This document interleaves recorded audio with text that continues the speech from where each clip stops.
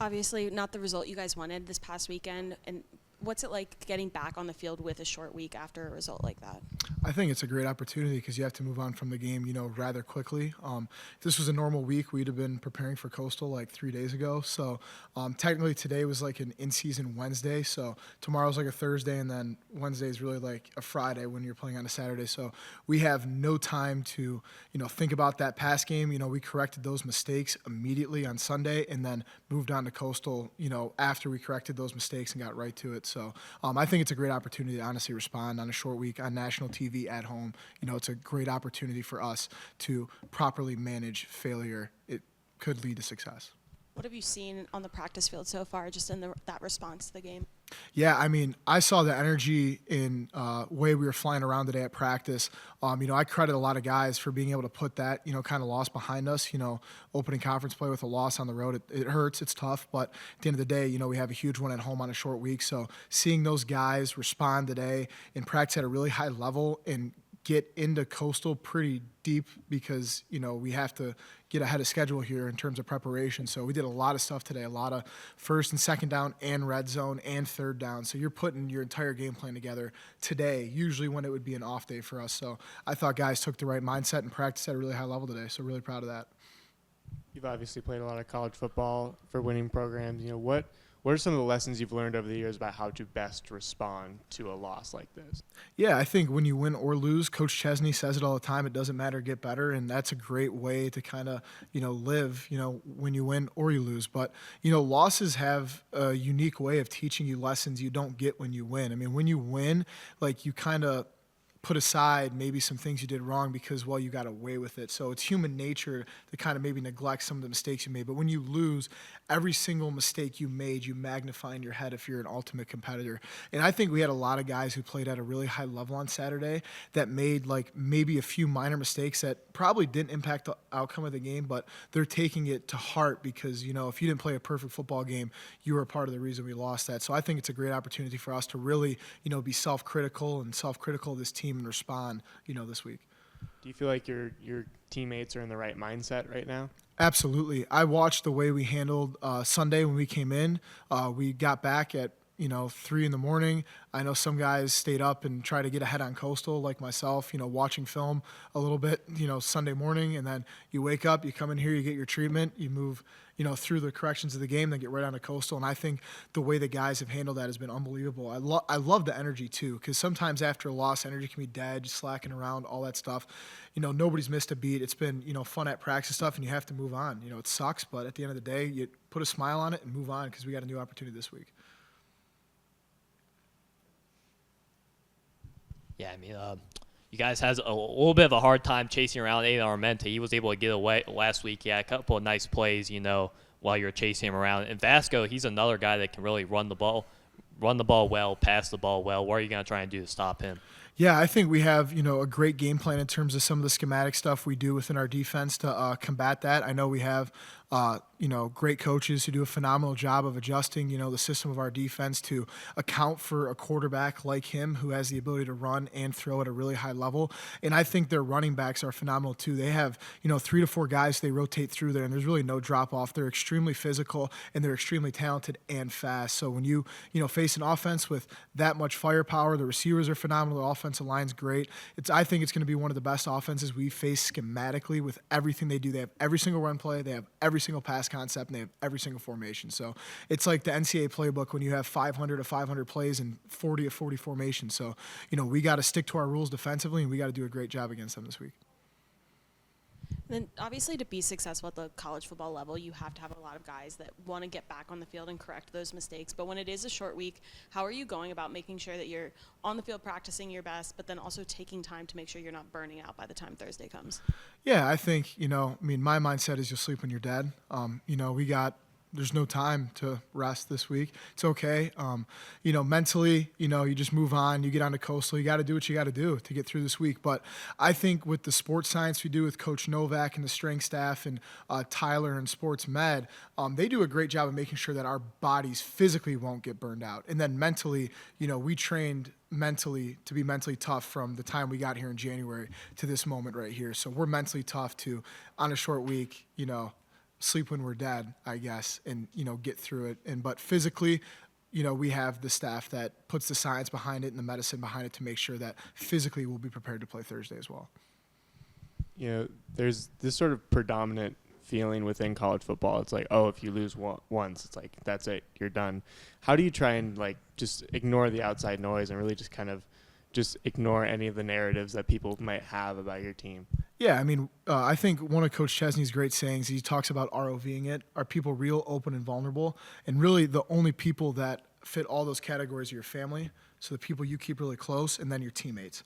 So we know what we got going on within this building. We know what we got going on within this program. And the people that matter, the people's opinions that matter are within the framework of this building.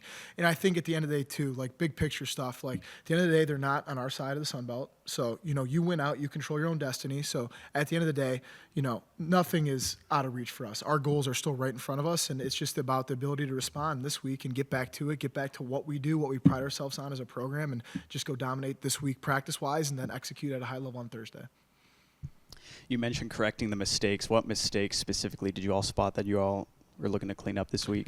Yeah, I think, from a defensive side of the ball, I can't speak to the offense, but defensively, we just missed a few run fits, things that, we practiced, we've seen in camp that, in the heat of the moment, sometimes you're human, you're going to make mistakes.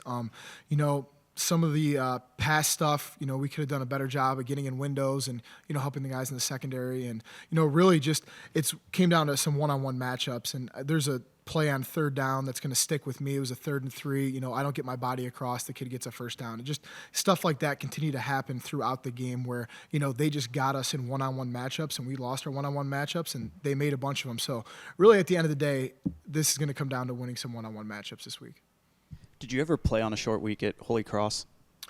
We did in the FCS playoffs. We went Saturday, but it was a noon game at home, and then it was a Friday game at Nova, and that was in 2021. And Nova actually beat JMU that year here in Bridgeport. I think that's one of the last times they lost at the FCS level at home. But yeah, that's the last time playing a short week, but not like this. I just didn't know if you could draw on any of that past experience and preparing for this. At the end of the day, you got to move on quick from the game, know what you did wrong, correct it this week, and then physically get in the training room and get your body ready. Eat, sleep, drink water, hydrate, do everything you got to do to be ready physically for this one as well.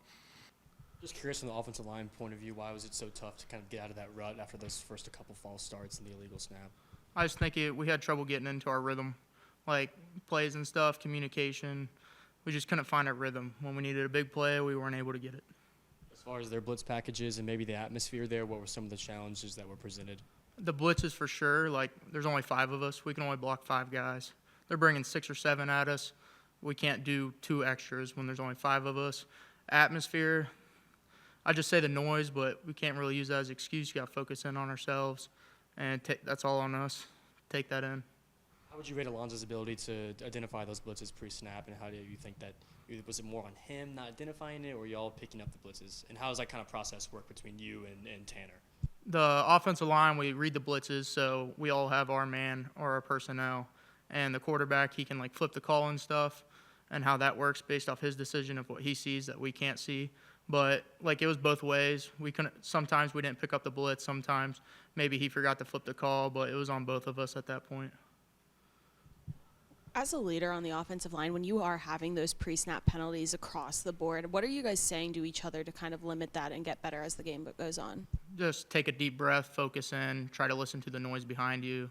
Don't let the surrounding noise, the stadium or the speakers or anything like that distract you. Listen to the quarterback's voice because you know what he sounds like.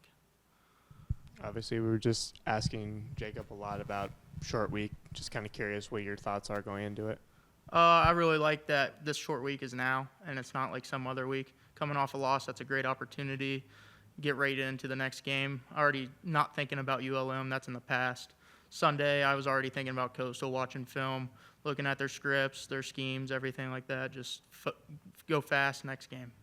I think there's already a lot of people talking about the fact of JMU has blown out Coastal the last 2 times, but it seems like Chesney doesn't really care about that at all. Is that the same for you guys as well? Yeah, I don't care. That's in the past. This is a new year, new team, and it's a new game.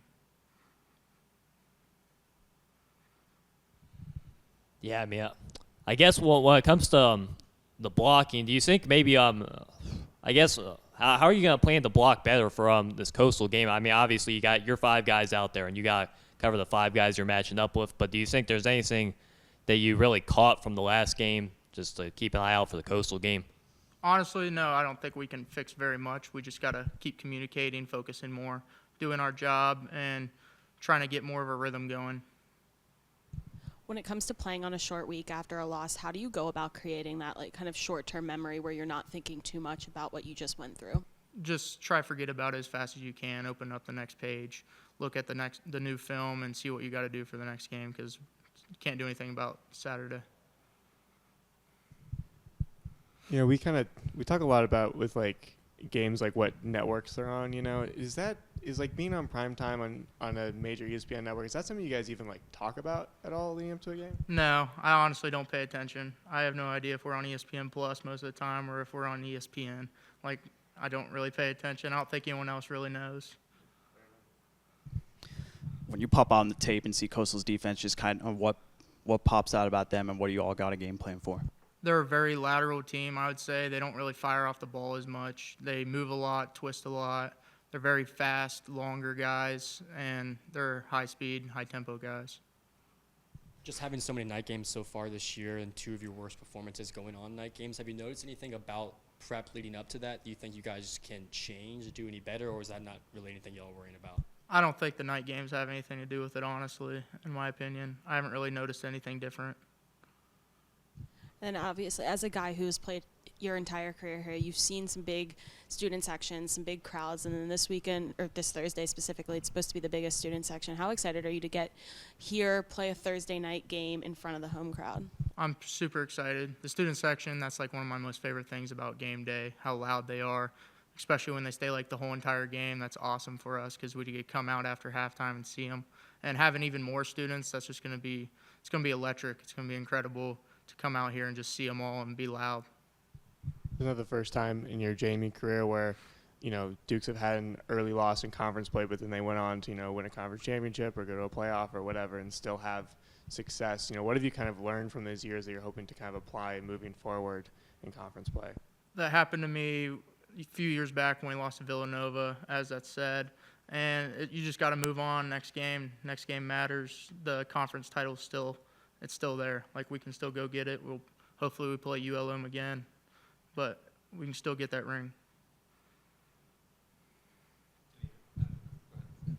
Was growing up, was getting to watch like those for Thursday night games when you're probably at home, not playing your own game or anything. Was that a cool experience or something you can kind of look forward to as a high school player, just getting to watch those programs that were on TV? Yeah, absolutely, because that's the night before your high school football game. That's the night before Friday Night Lights. You go home with your family and stuff, and you turn on the TV, and it's college football. If it's MACtion or if it's the Sun Belt or whatever conference it is, it's always cool just to watch college football the day before you play. Well, it kind of plays into your next game against Georgia Southern. But after you play the Coastal game, you're going to have a lot of time before that away game. Do you think it's kind of nice how it works out because you have the few days going in, but then you have like a nice break coming out of the Coastal game? Yeah, it'll be nice to get our bodies rested and everything, but that's too far ahead to think about right now.